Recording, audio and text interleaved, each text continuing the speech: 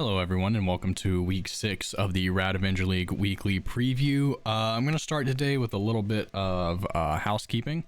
Just a couple of notes. One, as most of you know, I just spent the weekend in DC. Got back yesterday. I'm tired. My throat hurts. So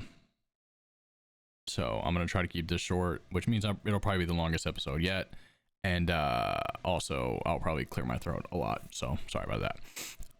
Two, you're watching this on Thursday because I just set them to release at 9 a.m. on Thursday. I have a gala to go to tomorrow night, which would be Wednesday, which means this is being recorded on Tuesday, which, as you all know, means waivers have not processed yet. That being said, I looked at the waivers. I'm sure that most of you have been looking at them. I mean, the only player that did anything this week that is available is Juju Smith-Schuster. I'm sure some defenses. I'm sure somebody will take a flyer on like Austin Eckler. But yeah, I don't think they're going to make a big difference on anybody's team this week. Unless somebody wants to change at quarterback, which I feel like we've done that. We've done the streaming thing. Maybe Kirk Cousins winds up somewhere, but if that happens, and it's, hell, whatever, it's outdated information by the time you get it anyway. That's not why you watch this information. That's why you see, tired. That's not why you watch these videos. Anyway, so now getting into just a quick recap of last week. Not a lot of movement in the standings. An exhilarating into Monday night. Obviously, Raleigh ended up taking the L there. By I think it was like 2 points, if that. Where's my boy at? 0.8 points. He needed an 8-yard rush or a 3-yard reception. So yeah, that's painful. And that came down to the wire. That was interesting to watch. Most of the other games were blowouts. The only other game that was semi-close was mine and Cameron, which was over by Sunday night anyway, so it didn't really matter. Which I don't really have the energy or the anything to rant about the weather delay fucking Justin Fields from getting, I think he was going to go for 42. The Democrat controlled weather machines really fucked me up there. That's neither here nor there. Yeah, I don't know what to do because we don't have transactions to go through. So I guess we're just going right to the wheel. So that's fun. So let's just pull that bitch up. Let's just get right into it. Last week was worst coach, and John took that home again. So back-to-back weeks having, games involving starting the wrong player, and John taking home the dub in both of them. 42.34 unrealized fantasy points. I don't really know how that works, but that's what it was. I think he had 98 total points on his bench, which was just, I think his bench outscored like 3 teams in the league. It was crazy. So let's see what we got this week. I don't know how loud the music is because I didn't test it again. So here we go. Loud as fuck again.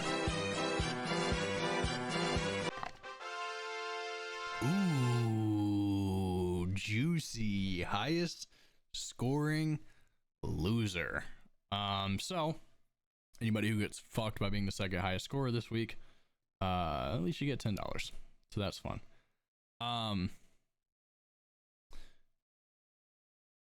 Yeah, you know what that means it's time for. And we have a big one today. John. Andy Isabella minute, Andy Isabella minute, Andy Isabella minute, Andy Isabella. All right, so I don't know that I'm going to be able to fill a full minute with this announcement, but I was so excited with this announcement that I had to record immediately. So last week I talked about Andy Isabella was practicing or trying out. He's working out with the Steelers. The Steelers have been needing a wide receiver all year. They're in talks with Devontae Adams. So they brought in Andy Isabella and said, fuck it, former second round pick. Let's give him a shot. Spoiler alert, didn't work out. He did not get a contract with the Steelers. He did sign a contract with the St. Louis Battlehawks. That is right. Me and Andy Isabella hanging out in downtown St. Louis. I haven't been to a Battlehawks game yet, but if he is a starter, if he is on this team, Much, I mean, that's not even mention if he's lighting it up. I will be at a Battlehawks game, and I will probably get the league some Andy Isabella Battlehawks jerseys. Thank you for the Andy Isabella minute today. My favorite one we've done so far. Also, thank God that happened, because I'm definitely running out of shit to talk about. I was actually about to look, well, I'm actually not going to tell you what I was about to say, because I still may use that bit in the future. And I don't want to spoil it. Anyway, oh, I didn't even mention, because I know a lot of you are probably thinking, Chandler, you're recording this on Tuesday. Does that mean that Bijan Robinson is on your team still at the moment of this recording? And the answer is yes, technically, because Raleigh hasn't approved the trade yet. But no, it is absolutely post Bijan for James Cook trade. It will not. Well, I guess you don't see the screen anyway. It's not going to be on the screen, so I'm probably going to slip up, and I may. Probably not, because Wade's the first game, so at least it'll be fresh on the mind. But yes, Bijan Robinson has been traded, which actually you probably know, because I also already forgot that I'm putting a bit at the front of this video, which I wasn't going to mention, but now I will because it's relevant. I was going to just let that stew. Anyway, as always, we're starting with our first place team, which is Mr. Wade Watley, in first place at 4-1, against myself in ninth place at 1-4. Obviously, we're needing a trade. Actually, one second, because I did tell Tim to send me a trade, and I'm going to double check it because Andrew is in there in the chat. I'm trying to get something stewing. I don't want him to snipe me one thing in the trades, and it's mine and Wade's. Okay, cool. Yeah, I've got some players that I don't necessarily need anymore that I would like to get rid of. You didn't hear that. I need all of them, and they're all very valuable. So make sure you remember that when you send me your trade offers. So right now, funny enough, Justin Fields is in my quarterback slot. Obviously, that's not going to be the case. He will be on Wade's team, which means Wade's probably dropping Patrick Mahomes or Geno Smith. Don't know which one. And obviously, I think Justin Fields is going to be the starter. Getting the matchup against the Raiders this week was a matchup I really liked, and one that I was targeting when I picked him up in the first place. Obviously things change, material change. So Kyler Murray is getting the start this week. He gets Green Bay, who's number 12 against opposing defenses. Green Bay's kind of up and down. Obviously, Kyler played what we thought was. I think every week I've mentioned that the 49ers defense is supposed to be good, and they're not. Realistically, he had a pretty pedestrian day. He'd had the 50-yard touchdown run, which kind of saved it. If you take that away, which is a dumb thing to do, but if you take that away, 195 yards, a touchdown, and an interception, is nothing to write home about. But I do like pairing him with Marvin Harrison Jr., who will now be in my lineup. So that stack should be a lot of fun. Fucking, I may go pick up Greg Dortch too and just really embrace the Cardinals. I'm not gonna do that. I think I went from Justin Fields right into Kyler Murray. I don't even know if I finished my thoughts on Justin Fields, but like I said, this was one of the matchups that I was really targeting. So a big kind of behind the scenes of my thought process on this trade. It was originally offered this morning. Just straight. Anyway, I won't get into the details. I really didn't like giving Bijan, who plays the Panthers this week, to Wade. Like, if Bijan's gonna have a week or two where he is finally Bijan Robinson again. Obviously, I think the ship has sailed on that being his entire season because I got rid of him. But I do think this is one of the weeks where we're like, oh, that's what Bijan Robinson was supposed to be. Hated the idea of giving him to Wade during that for that week, but the season's 14 weeks, not one. And I still like James Cook. We get him on Monday night. I will say I do like the idea this week specifically of having Breece Hall and James Cook both playing on Monday night, alternating that drive. Like, no matter what the score is, that game will be torture for Wade or torture for me. Just having them go back and forth, alternating drives, is going to be a nightmare. So on the other side, that does mean we have Bijan and Jordan Mason. Thursday night game for Mason against the Seahawks, who the defense sometimes looks good. They're 18th, number 18 against opposing running backs. Jordan Mason had a not great day against the Cardinals last week, but Brock Purdy was slinging that thing everywhere. Obviously, Brandon Ayuk had a massive day. So they didn't do as much on the ground, and he was kept out of the end zone, which will always hurt your day. I mean, still had 89 yards. Like, he wasn't bad, but it wasn't what we've come to expect out of Jordan Mason, which is a weird fucking thing to say.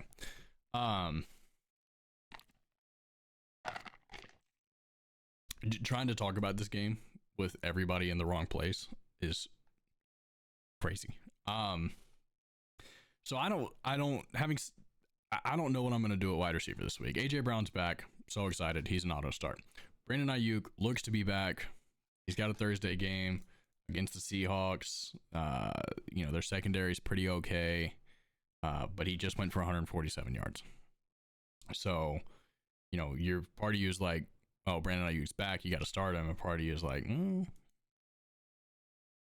week out of 5 isn't great. And now you have Marvin Harrison thrown into the mix. And obviously I want the stack. Problem is Darnell Mooney has a great matchup against the Panthers this week. I definitely want the Marvin Harrison stack. I haven't quite figured out how to pull the trigger on it. Or if I'm going to pull the trigger on it. And then who is Wade going to start in place of Marvin Harrison Jr.? Garrett Wilson would be, it's your first round pick. Like, you would think that's got to be it. Referring back to the sunk cost fallacy. Callback. Cooper Kupp's on a bye and hurt. Smith and Jigba gets the 49ers, which maybe. It's got to be Garrett Wilson. Garrett Wilson finally was productive this week, so I assume we're getting Garrett Wilson in there. Monday night going to be very heavy for Wade and myself, which I don't love. I do love that I have the two running backs there. Fuck, he's got Tyler Conklin too. Yeah, this shit's gonna suck, dude. Brutal ass Monday night. Yeah.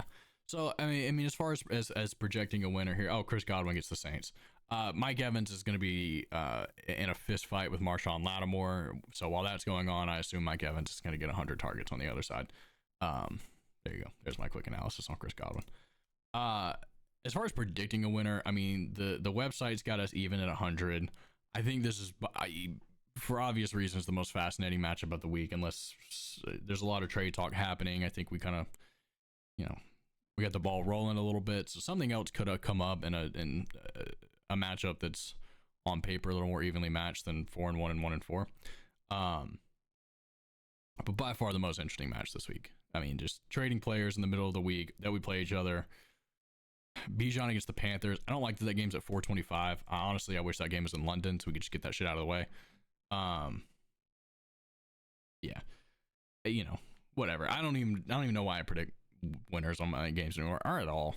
Nobody remembers who I picked. I hope I win. I need to win.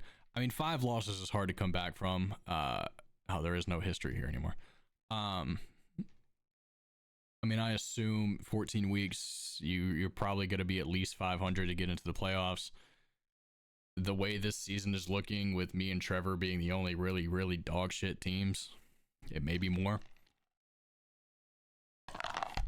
Yeah, so 1-5 is hard to come back from. Last week I said it wasn't must win, it's just very important. This week I think is must win, which is another reason I really didn't want to give Wade Bijan this week. But fuck it. Gotta do what you gotta do.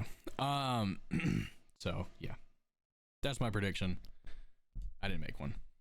I hope I win. There you go. There's my prediction. Moving on to our second place team, which is T Money Mayhem, against Charles. So probably just as far as pure shit talk, the most engaging match of this week.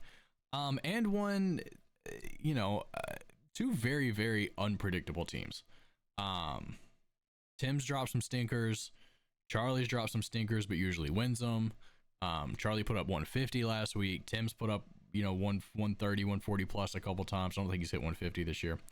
He may not hit 140 this year. Their projections are in the 80s, but that's with a couple empty slots here on a kicker and a defense. So we'll see what that adjusts to. I imagine you add 6 or 7 points. So they'll be in the mid 90s by the time kickoff comes around, at least. Now the real fun battle here is Lamar Jackson and Derrick Henry going against each other. The Commanders' defense looks, by all accounts, semi-legit. I saw them in person against the Browns.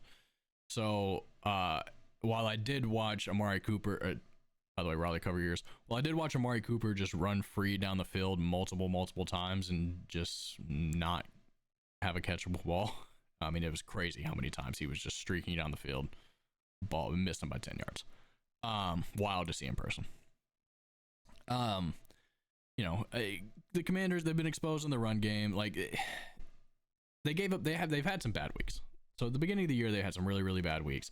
Last couple weeks, they really haven't been taken advantage of like they could have been. Obviously Burrow put 400 yards on their head. Kyler and the Cardinals didn't do shit against them. The Browns obviously didn't do shit against them. So I really don't know what to make of them. I think they're still bad. At least below average. The statistics would suggest so. But they've been better in the past couple weeks. Dan Quinn's a good coach. Derrick Henry, I mean, the fumble of the year, like, he's RB2. How is he still RB2? Who's RB1? Saquon? No, he's RB3. Who's RB1? Am I missing? Who the fuck am I missing? I just assumed it was Derrick Henry. I don't. So we're going stats. We're going 2024 season. We need all players. Oh, okay. It's Kamara. I forgot Kamara put up 43 points. That makes sense. Okay. Yeah, I forgot he was RB1 because he's had 4 good games. Yeah, Kamara's been awesome this year and had the 43. He is ahead of Derrick Henry by 0.6 points. So Derrick Henry hadn't gotten tackled in overtime, he would be the number 1 back, and then there's a big gap to Saquon at number 3. Okay, sorry about the detour. I legitimately did not know that. Okay, so anyway, RB2 versus RB3 on the year. That's interesting.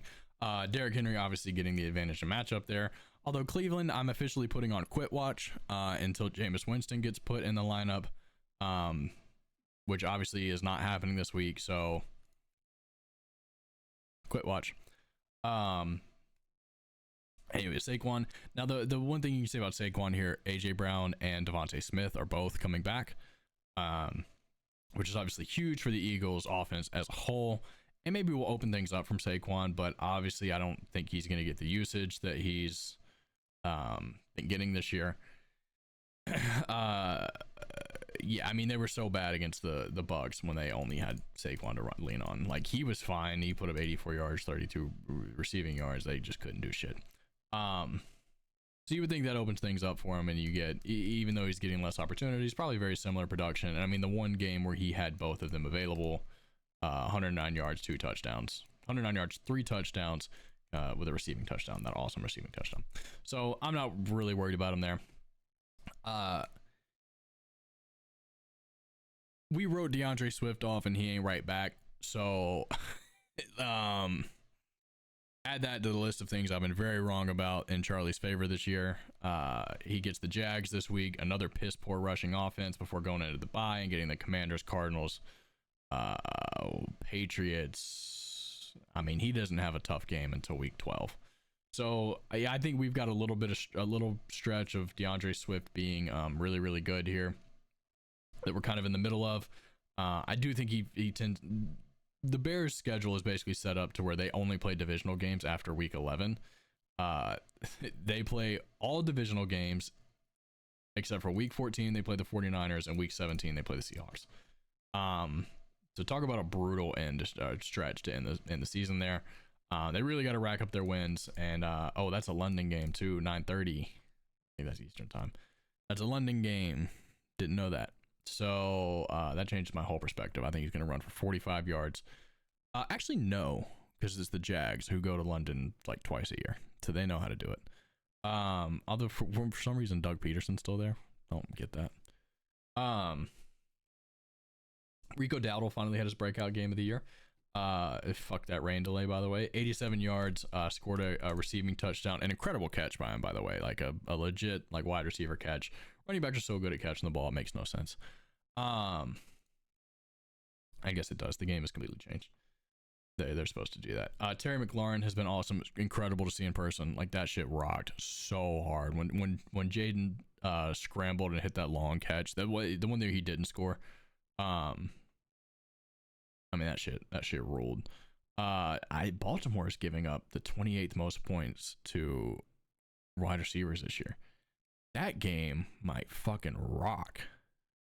Commanders, Ravens, two awesome young-ish quarterbacks. I mean, Jaden's young, but actually he's really not. I think he's like 24.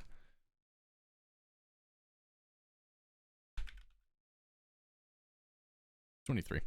I mean, he's young, but he's like, you know, he was kind of an older college player. Anyway, yeah, that game's gonna rule. Terry McLaurin's awesome. You know, he's a quarterback. DJ Moore also finally had a breakout. A couple of them now, but I mean, monster game. 105 yards, 2 long touchdowns. Because you know Caleb Williams, the fucking man, like I told you. Yeah, and once again, he also gets the Jags this week in London, giving up the most points to wide receivers. which by the way, I didn't even mention on when I was just waxing poetic about my wide receivers. Keenan Allen's still in the mix. He's probably like realistically not, but he is technically. Malik Neighbors should come back this week. Had a concussion last week. Does he also have a London? Oh no, it's Sunday night. The Bengals Giants on Sunday night. Are we just fucking serious right now? Actually, that game might be good. Daniel Jones is playing well. The Bengals are bad on defense, good on offense. It could be a fun game. I didn't mean to yell. Is Brock Bowers, he's officially tight end 1 now. Sure is. 19.7 points. I will say, I mean, good. Like, once again, great for Charlie. Brock Bowers is the man. He's the shit. What a dog piss score for the Titans to be tight end 1. 8, 14, 5, 4, 19. He has scored 1 touchdown this year. It's tight end 1. He has not broken 100 yards. Tight end 1. Sorry. I mean, it's the state of tight ends. It's crazy. Because on the other side, you have drafted tight end 1, Sam Laporta, who obviously missed a couple games, but yeah, he's broken 50 yards exactly 1 time, has yet to break 10 points, no touchdowns. Oh, did he didn't miss a game, did he? No. He had the bye week. He got injured and we thought he was going to miss, and then he didn't. And then obviously RIP to Jake Moody. Jameson Williams getting his T-Money Mayhem debut. Interesting there. I'm going to take a look at your running backs too while we're here, because you definitely had mentioned them at some point. I don't particularly love any of them. Yeah. Although, I mean, to be fair, there's like 4 running backs that anybody likes this year. And then, you know, Devin Singletary is going for 25 points per game. So, I got to pick a winner here, don't I? Or do I? I really went off about not having to do that. Yeah, I think Charlie keeps it going. I also didn't even mention Jordan Love against the Cardinals. I mean, that is a matchup made in heaven. 24th, 2011, the 24th most points to quarterbacks. That game should be a lot of fun. Cardinals Green Bay is usually a lot of fun. Hopefully it's a shootout for my sake. Yeah. I'm gonna go with Charlie. The Bears against Jacksonville, I think they just continue to light it up. Like I said, it being in London makes me a little bit nervous, but not really. You know, Rashid Shaheed, you're gonna be worried about a long touchdown there. Who knows? Maybe Devontae Adams gets traded this week and you can start him again. Or maybe his hamstring magically heals. But I doubt it. Yeah, I'm gonna go with Charlie. Who's my third place team? I think it's Charlie. No. The Stevenson Bowl. So we have third place Ashley Hawk Tua against last place Trevor, winless Trevor.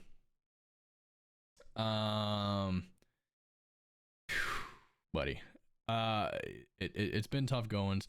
Good news is Jalen Hurts is back and he's got all of his weapons. So you may have a quarterback again. Even though I think Brock Purdy had a decent week last week. No, he had 13 points. Every time I look up, Brock Purdy has a receiver with 200 yards and he has scored 12 points. I mean, I get he only throws to those receivers. He also had 2 bad interceptions, which, you know, added to the misery there. Only threw 1 touchdown. I guess that's it. He just doesn't throw touchdowns. He only has 1 game with multiple touchdowns this year. Sorry, not to go off on the Brock Purdy slander real quick. So we get Jalen Hurts with his weapons back against Cleveland, who is allowing the 9th fewest points to quarterbacks. But once again, I'm putting them on quit watch, and I'm kind of looking at the Eagles to like show me something, because you've been bad. You've been real bad all year. Yeah, you know, you beat the Packers in week 1, but you didn't look great. You look bad. Yeah, you need to look good. I need you to look good. You go out there and look good, dog. Sam Darnold on a bye this week. Do we see the return of Anthony Richardson? Is a great question. I don't think you drop Sam Darnold, so I imagine I don't really think you can drop Anthony Richardson. Maybe you can. I wouldn't pick him up. I don't think. Not without seeing something first. Like, nah, I don't think I'd touch him. So maybe you can just drop him. I don't know who you go to on waivers at this point. Maybe you try Kirk Cousins again with the favorable matchup against Carolina. See if he can do a repeat. Maybe see if Daniel Jones can throw some magic. I think he had a decent week last week. 22 points. I mean, that's perfect. That's all you know. I'm begging for 22 points out of a quarterback, actually. Fuck. Jared Goff gets Dallas. That could be a fun matchup to target there. So you got options. Really interested to see where she goes. This is maybe the first game where it's kind of a bummer that waivers haven't happened yet. But I digress. In the running back room, we got J.K. Dobbins against the Broncos, which apparently just figured out how to stop the run again, maybe. Or maybe they just played the Jets 2 weeks ago, and who'd they play? The Raiders. Yes, maybe they just played the Jets and the Raiders. I guess we'll find out this week, because the Chargers have been running the ball. I think maybe Joe Walt's coming back. I don't know about Rashawn Slater. Herbie should be healed up after the bye week. So we'll see, you know, what the big divisional game there. We'll see what they can put together. ETN against the Chicago Bears in London again. Bears allowing the 23rd most points to running backs. Didn't know that. Feels like their defense is better than that, but apparently they're not. Maybe it's just because I think they just get turnovers, so I see them scoring points for me and assume they're really good when they're like average to below average. Above average. They're probably above average, right? Sure, why not? I'm just talking bullshit out of my ass at this point, which is what these videos are. It's just 45 minutes of me yapping, and y'all listen for some reason. I don't know. Let me know in the comments below. Do you listen to the whole thing? Like and subscribe. Josh Jacobs gets the Cardinals this week, allowing the 25th most points to opposing running backs, which makes sense. That I believe. That I 100% believe. Josh Jacobs is yet to really have like a big standout game. Last week, 73 yards. He had 94 yards from scrimmage, and finally got in the end zone. First touchdown he's had all year. Put up 15.9 points. Looked solid. But we've been kind of waiting for that back end. I guess he had 150 yards in week 1, week 2. Just didn't find the end zone. He just hadn't found the end zone. So hopefully his touchdown luck is flipped for Ashley here. Actually, hopefully not. Her team's good. Fuck him. I hope he doesn't. Brian Robinson last week had the Jamal Williams stat line, 18 yards, 2 touchdowns. Hilarious.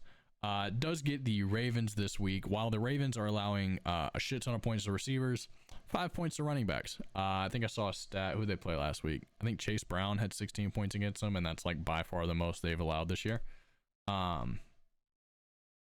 Which as of Bengals running back starter last week. It was really exciting to see that.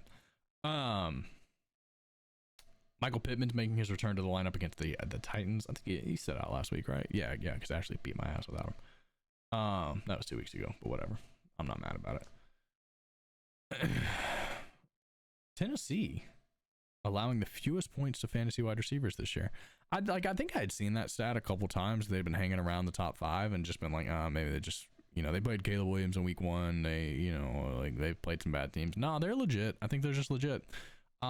Which makes sense. They've got Kevin Byard, I think, still hanging around. They went and got the old buddy from the Chiefs last year, L'Jarius Sneed. That makes sense. Now that you really think about it, also makes me feel better about Caleb Williams. Not gonna lie. He just sucked that week because the Titans are an unstoppable force. They're a brick wall in the secondary.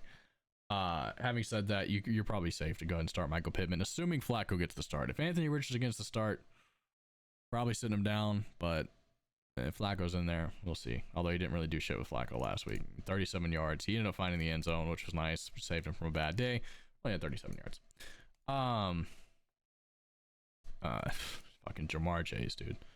Wide receiver 1 on the year, probably wide receiver 1 going forward. Him, Nico, and Justin Jefferson kind of fighting over that mantle there. He gets the Giants this week. It's going to be a bloodbath.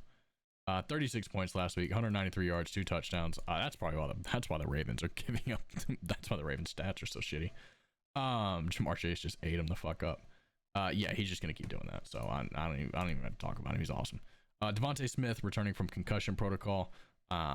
He got a couple weeks without AJ Brown and did okay. I mean, he's putting up pretty consistent numbers. Now he gets AJ Brown back on the other side. The 1 week he had with him put up 11.9 points. 84 yards. It's like the targets are there. He's fine. It's just realistically, we've seen one complete game of the Eagles offense, so I don't know what the fuck they're about. We're about to find out against the Cleveland Browns. Once again, quit watch. Keep an eye on that. So weirdly keep it on. There's been a lot of. So I just a time out for a second. When I was at the Commanders game against the Browns, I was sitting in a section with a lot of Browns fans, obviously, because I went cheap on the tickets. A lot of hate for Kevin Stefanski. Which I get it. Like, the team sucks, so you blame the coach. But like, there's a very Browns fans think Deshaun Watson is A, not a bad guy, and B, still good, and it's Kevin Stefanski's fault. Which I don't know how you could watch that Joe Flacco run last year and think that's the case. So, there was a while where I was like, well, I hate Deshaun Watson. I would love for the Browns to lose forever and then get a different quarterback that you like, Jameis Winston, and be good. Fuck Browns fans. Fuck every single one of them. Everyone that I heard from, talked to, saw was a Deshaun Watson apologist and a Kevin Stefanski hater, which is ridiculous.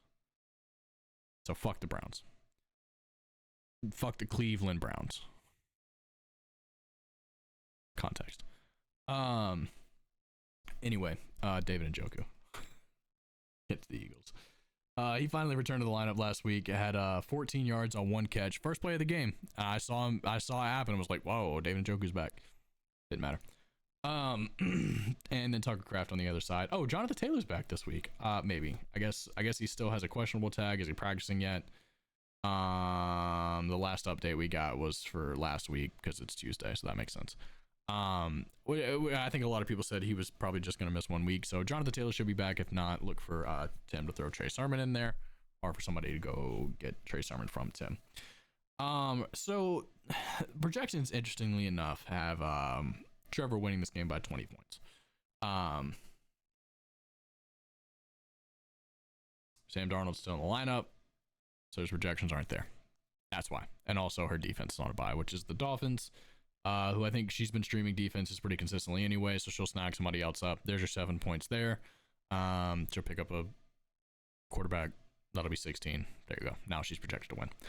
And I'm also going to project Ashley to win. I could go into the in-depth reasoning why here.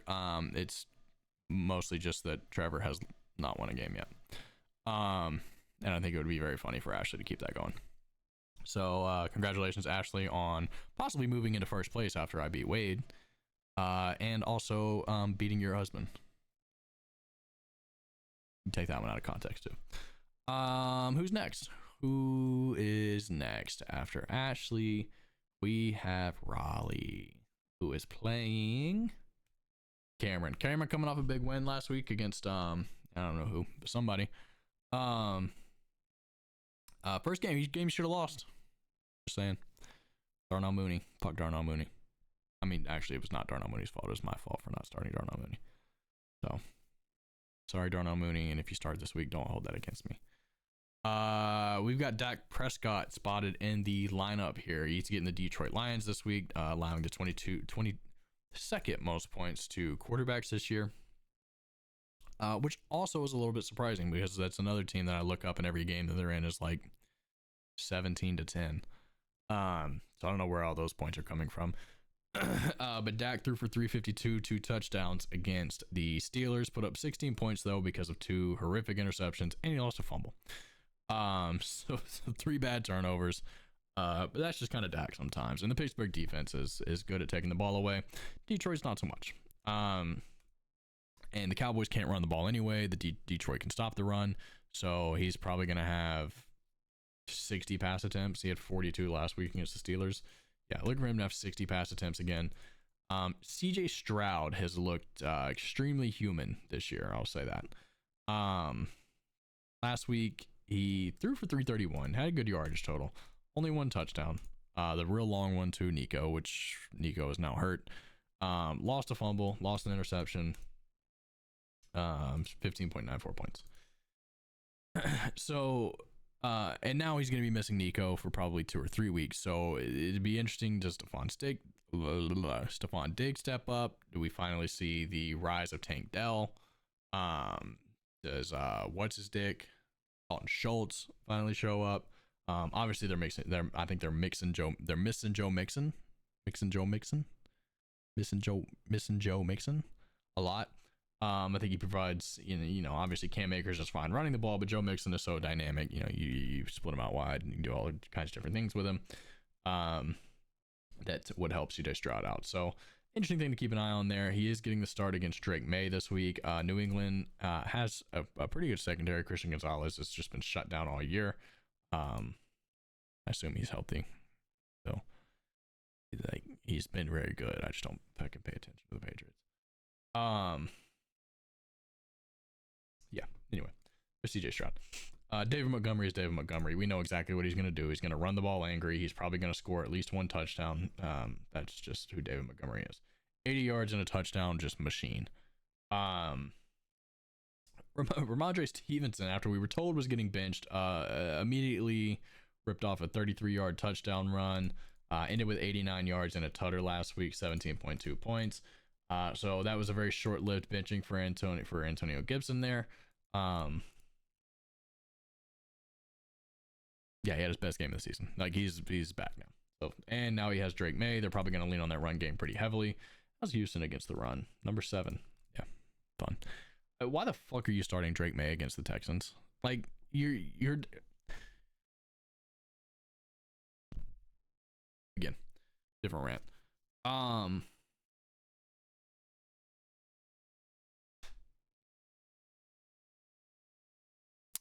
Teams at the beginning of the year, like before the season, can commit. Like you hear them talking like, I guess nobody says we're gonna lose, but they're so good at like, hey, we're gonna let Drake May develop. We're gonna let him sit a year. We're not really gonna worry about that this year. We're just gonna try to do some other things with the team and let him watch and learn. Great. Without saying it, you have told me you're not trying to win this year. This is a future. This is a long-term thing. We're building. Fine. And then you get into the season and you're 0-4, 1-3, whatever they are. I think they're 1-3. 1-4, whatever. And then you're like, well, shit, we're not winning football games. Let's start Drake May against the Texans. Why? Why would you ever do that? Wait a week. You go to London next week, so now he's going to fly across the world to start again. Then he gets the Jets. Then he gets the Titans. Then he gets the Bears. Well, why don't you just keep him out to week 10? You can go 1-10. Who fucking cares? Nobody expects you to win. And then you'd be like, all right, now we're going to make a change. Rams, Dolphins, Colts, bye week, Cardinals, Bills, Chargers. Like the 6 worst secondaries in the league, and then the Bills and the Chargers, who by that point he'll be okay. And if he loses those games, it doesn't really matter. It's the end of the year. Anyway, the NFL teams are, I don't get them. So Ramondre Stevenson should be able to be leaned pretty heavily on in that game with the rookie starting against the Texans. I just don't foresee the Patriots doing fucking anything. Chuba Hubbard was I was gonna say awesome. He had one awesome run. 55-yard touchdown, and then ended with 97 yards. Ended up losing a fumble, 15.5 points. I mean, he's been just so consistent. 25, 20, 15. He gets he gets a decent. He gets a really good front in Atlanta this week.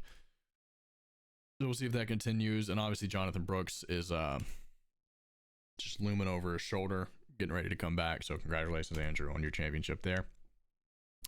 Deebo Samuel finally returned to the lineup and did jack shit. Never forget, 9 rushing yards, 11 receiving yards. So we'll see. The San Francisco offense is going to be very interesting going forward. Like, obviously, you got a lot of mouths to feed there. And last year, it was just never really a problem to get them all. And for some reason, this year it is. I guess McCaffrey just opens things up so much that Purdy can just hit everybody. But it's weird that we're having these games where it's either Ayuk or Juwan Jennings. Maybe Juwan Jennings being there is like, that was the one too many. That was the straw that broke the camel's back. Now everything's fucked up. Whatever. Kind of look like last week, maybe they're getting back to normal. George Kittle had a big game. Obviously, Ayuk had the massive game. You know, maybe we get Deebo back on track this week and everybody can eat. Except for Christian McCaffrey, who is legally dead or retired. So, you know, the Seahawks have a decent defense, decent secondary, but I'm sure they're just foaming at the mouth to get Deebo back going. He's so dynamic and so good. You just have to. I mentioned Stephon Diggs maybe having to step up with, not maybe, he will have to step up with Nico Collins out. So we'll see what that looks like against New England this week. He'll probably get, how is New England 8th to quarterbacks and then like 22nd to wide receivers? They must have had a wide receiver just pop off against them. I don't know who it would have been or who it was, and I don't really give a fuck to look. Just interesting. And then Drake London coming off his best game of the year, 27 points, 154 yards, a touchdown. Even left that game for almost a quarter, so probably could have had more. Probably could have had 200 yards, and didn't. And then the actually even straight up the last play of the game was his replacement. That play was supposed to go to him, and was a 50-yard touchdown. So I don't know that he would have scored it. Maybe it's wide receiver controversy in Atlanta. But just something interesting to keep an eye on there. Mike Evans gets Marshawn Lattimore, so we'll see if he even starts. You can't start Amari Cooper as a Brown this year, so I don't know. And obviously Kareem Hunt's on bye, Kyron Williams is on a bye. Fuck it, dude, throw Wandale in there. I know it's painful, but think about it. Just think about it. You don't have to do it. You don't have to commit to it. I'm just saying, give it some thought. Maybe look at some stats. Oh, I noticed this earlier, and I almost just glossed over it. As of right now, I don't think this will be the case once. I don't think this will be the case once kickoff happens. I think this lineup will change. But I'm gonna flip my screen around right now and just let you look at this beautiful thing, which is Cameron running 12 personnel in fantasy football. Dallas Goedert, George Kittle. Dallas Goedert in the flex, George Kittle in the tight end slot. Cameron Obviously a big fan of tight ends. So we'll see how that ends up. Maybe Joe Mixon will play and we'll just throw him in there. But you have Joe Mixon, you have Tyler Lockett, you have Najee Harris, you have Justice Hill even.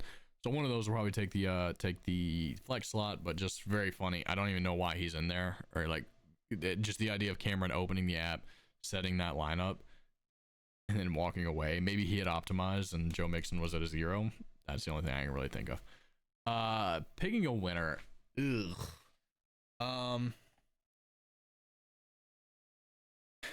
It's obviously the app has it as like a 0.5 difference.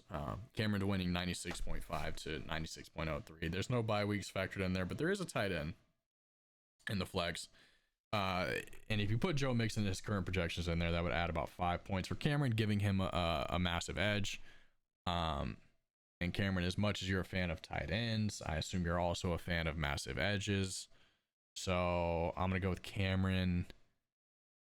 Going with the website. I also I do think Stephon Diggs this is a Stephon Diggs week. Or maybe he blows up the locker room again. But yeah, I'm gonna go with Cameron. Saints defense against the Bucs is scary. We'll see if he changes that, but I don't think so. Because he usually just rides with the Saints. Cameron in a win. And that'll bring us to our final game, which is punter x punter John coming off of his massive week from his bench against Andrew Straw Hats. Joe Burrow against the Giants. I've talked about that. That game's going to be a shootout, I believe. Although the last like 3 times I've said that, it's ended like 15-8. So don't listen to me when I say it's going to be a shootout. Take the under. Game's going to be a snoozer. And the other shootout of the week, Jaden Daniels against the Ravens. So a big weeks, I think, from both the quarterbacks here. How much did Jaden Daniels end with last week? I don't even know. Watched him do it live. 19.72. Felt like he was doing more. I guess he did only have the 1 touchdown. I keep thinking that long bomb to Terry McLaurin went in, but it didn't. He stopped at the 1. That was a Brian Robinson touchdown. RB1 Alvin Kamara apparently getting the Buccaneers, who I was told were a bad rush defense and a good secondary. I was told by the app that was true. And then Kirk Cousins threw 500 yards while Bijan shit his pants on the 50-yard line.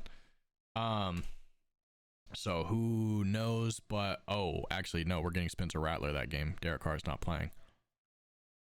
Big Alvin Kamara week. And then Jahmyr Gibbs against Dallas. Dude, the Dallas defense has just been run all over. Jahmyr Gibbs, and I know I kind of glossed over David Montgomery for just being the consistency machine he is, which he is. Like, it's not, don't take offense to that, Raleigh. That's just what he does, is 80 yards and a single touchdown. Jahmyr Gibbs could have a monster week, and David Montgomery could too, for our fairness sake. But yeah, breaking off those like 60, 70 yard runs. I mean, Jahmyr Gibbs is primo this week. We get a Tank Bigsby sighting in the lineup this week, mostly out of necessity. I think Singletary is questionable. I think if he is good to go, we see him against the Bengals this week. The Bengals defense is not good at all. So I think we see him in the lineup before all is said and done. Josh Allen getting benched for Joe Burrow. Josh Allen obviously taking on the Jets this week, coming off of his worst game, and I think like 3. Well, no, he had a worse game in week 2. Back to back, just absolute duds against the Ravens, the Texans. He gets the Jets, who have been holding opposing quarterbacks to the second fewest fantasy points this year, and he's concussed, allegedly. So probably a good bench there. And like I said, Joe Burrow in the shootout, I like it there. As many times as you try to trade Joe Burrow, probably nice to have him sitting in your back pocket right now. Who is QB1 on the year? It's not Jaden Daniels. Is it Sam Darnold still?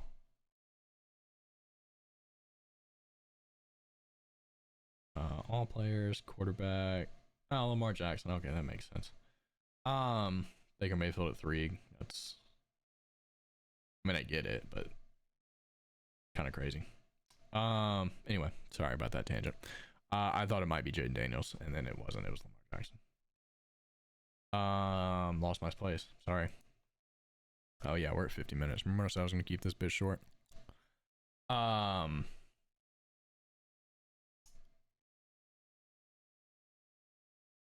Nico Collins is questionable. That's where I was. I was on the wide receivers. Nico Collins been called week to week. Just based on the other hamstring injuries that I've seen this year, which is mostly AJ Brown. There's been a couple other players. Well, Devontae Adams, but he's faking it. I would imagine he probably misses this week. A hunch and kind of a nature of the injury. I don't know if y'all heard that. I farted. Just a hunch and kind of the nature of the injury. I think he misses at least a week. Or they try to. I mean, it's the Patriots. Like, I know there's no free wins in the NFL, but like, you could probably get away with not having Nico Collins for that game. Oh, and Olave in the starting lineup back this week with Spencer Rattler. I'm pulling for the kid. I really am. I want him to do well. Spencer Rattler's a lot of fun. I don't necessarily think he will, but I want him to be good. DK Metcalf, we all made fun of Andrew, or at least two of us did, for saying he would be a top 10 wide receiver this year. Currently wide receiver 11. So we're still right, barely. I think honestly until this week he put up a dud, he probably was. But he gets San Francisco this week. So that'll be gross Thursday night game. Yeah, sucks. CeeDee Lamb. Dizzle. Detroit's giving up. I don't. These things don't make sense because Detroit's giving up the 31st most yards to or most points to wide receivers. I don't believe that. I don't think that's true. Unless it's just like 6 wide receivers score on them every week. I don't know. Yeah, he was back last week. We had a vintage CeeDee Lamb performance, 98 yards and a touchdown. Honestly, it felt like he had. I think in the first half he had 5 receptions. So 4 of those were in the first half. So I think he only had 1 in the second. It felt like every ball was going to him, but he's just the only productive player on the Cowboys, so it makes sense. Oh, the Rico Dowdle had a good night. Deontay Johnson.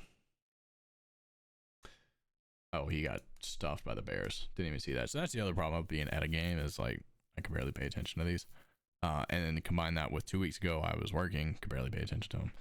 So I lost on a lot of these teams, to be honest. Deontay Johnson, though, I was really excited when Andy Dalton started. Andy Dalton easily the best quarterback Deontay Johnson's ever had, outside of 45-year-old Big Ben who couldn't lift his shoulder anymore. So I think he probably gets back on track against Atlanta this week. Chicago's got a better secondary than Atlanta, so yeah, I'm running out of gas here. Jaden Reed against the Cardinals. I mean, Jaden Reed's awesome. Jaden Reed's a fucking man. Yeah. So I think I easily declared John the winner of the league last week. I think the last 2 weeks I've been screaming it from the mountaintops. And then Rashid Rice got injured. He's got Justin Jefferson on a bye. Achan is got no team around him. I still think John is very good. I tend to believe, like I said, that Nico Collins will not play this week. And because of that, I'm going to go with Andrew in the win. He's projected to beat him by 7, 94 to 101, and that is currently without a defense in the lineup, which obviously will change. Although I think John was projected 110 last week and put up like 80, so maybe that's the kiss of death. But I'm gonna go with Andrew. There's all your games for this week. Told you I'd wrap this up short. We got under an hour. Yeah, I'm really excited to have a Bill on my team. Love you. Good luck.